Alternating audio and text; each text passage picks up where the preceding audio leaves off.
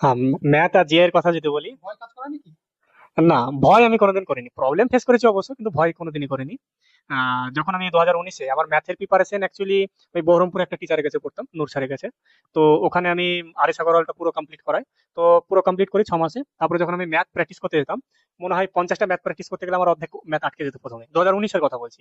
তো তখন তো দেখছি ম্যাথে আমাকে প্রচুর ডেভেলপ করতে হবে। তো ওই জায়গা থেকে আমি শুধু প্র্যাকটিস আর প্র্যাকটিস করে গেছি ম্যাথ।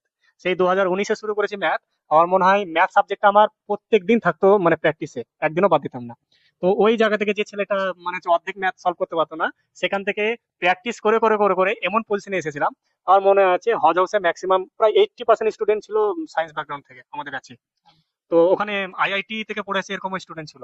যখন ম্যাথের পেপার হতো, আমিও কোনো সময় ওদের থেকে বেশি পেতাম বা ওদের কাছাকাছি পেতাম। তো ওখানে দেখেছি কেমিস্ট্রি অনার্স আছে, ফিজিক্স অনার্স আছে, ম্যাথ অনার্স আছে। ওদের নাম্বার আমার থেকে কম। আমি কিন্তু বেশি পাচ্ছি। তার মানে এই নয় যে আমি ওদের থেকে বেশি ম্যাথ পারি, না, একদমই না। হয়তো টাইম যদি দেওয়া হয় ওদেরকে যে 200টাই ম্যাথ করে দেবে, কিন্তু ডিফারেন্স একটাই, আমার কাছে প্র্যাকটিস করে করে স্পিড আছে আমার হাতে ম্যাথ করা।